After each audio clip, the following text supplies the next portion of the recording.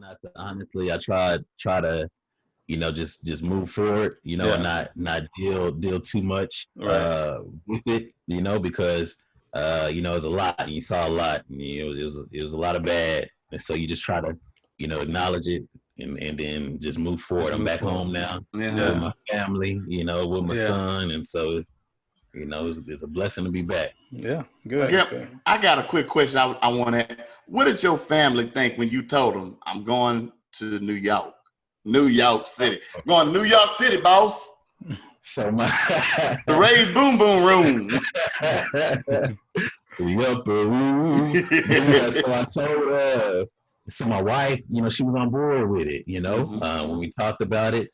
And my wife, man, she worries all the time about everything. So when I was contemplating it, and I brought it to her, I had a lot of ammo waiting for her. Like, if she say this, I'm gonna say this. If she do this, I'm gonna say. I was ready for it. But when I mentioned to her, she was like, okay, it sounds like it might be a good idea. So I was like, okay, all right, that's good. So we were on board. She knew that I was gonna pray. We prayed together. We sought the Lord for it.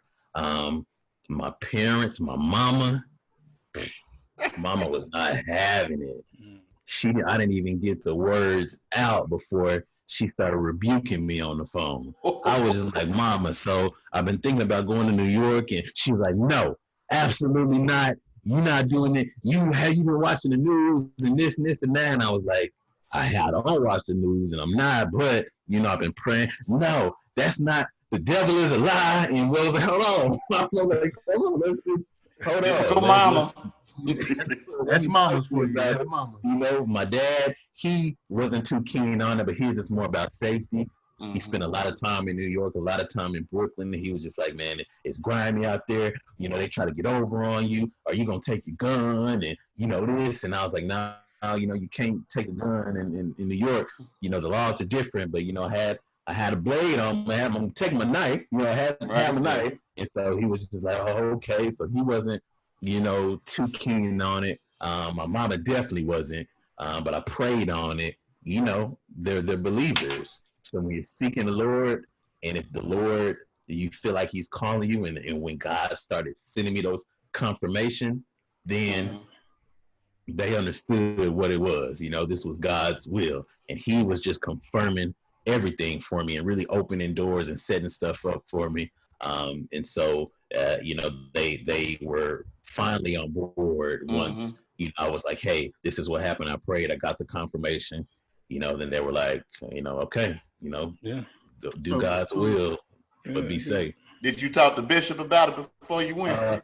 I did talk to Bishop. So that time when I had that conversation with my wife, I talked to my mom and my dad on the phone. And when I got off the phone, the bishop called me like maybe 10 or 15 minutes later, just out the blue. And he was talking about something else. Like, he was asking me about some other stuff. And I was like, Bishop, since you're on the phone, I was like, and that's somebody I was going to talk to. And I was like, since you're on the phone, this is what I'm thinking about doing. I've been praying on it. And he was like, it's kind of, and the bishop, honestly, he wasn't really too keen on it either, right? He was like, it's kind of, how it is out there in New York. And I was like, yeah, I'm trying to, but I've been praying on it, and I think New York is a good way. He was like, well, Louisiana, they're bad too, and it's closer to home. So, have you looked into that? So he was kind of, not too on board with it. And I was like, I did, but I feel like New York is where I'm being led to go. And he was like, okay, well, I know that God is going to,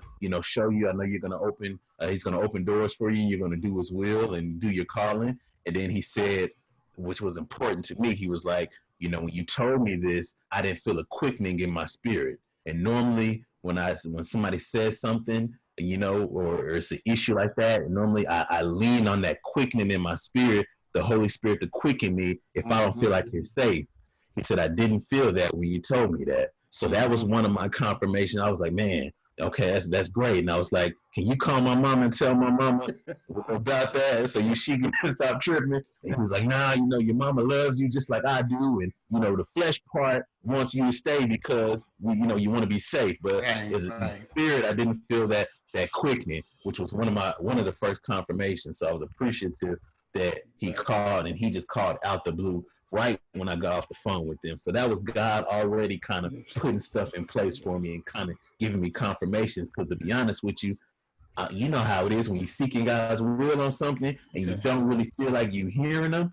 They wanted me to leave in like 3 days. So I'm like, God, God, if this is what you want me to do, I mean, I need to know now, because I don't want to go out here and risk my life for something that you're not ordaining. Because this is something. Yeah. I don't want to risk my life if you're not ordaining. So God, I need to know something pretty soon. And so just having those confirmations come and him just showing me like, I got you. This is what I want. Wow. So that's good. Was that something that you chose to do, or did they reach out to you?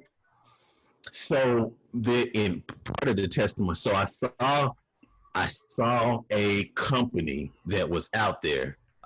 When all this happened, I was like, man, New York, it might be something good to go out there and help. And I saw a company that was advertising to go to New York. They were talking about the incentives and all that. And I was like, man, I would love to go with this company. But when I called that company, I couldn't get anything. I tried to get on the website, couldn't get any information. So I was like, man. But when I started, I was like, I wonder if there's other companies out there like this. So I reached out to another company, and that other company said, okay, this is what we offer. We'll do that. And I said, okay.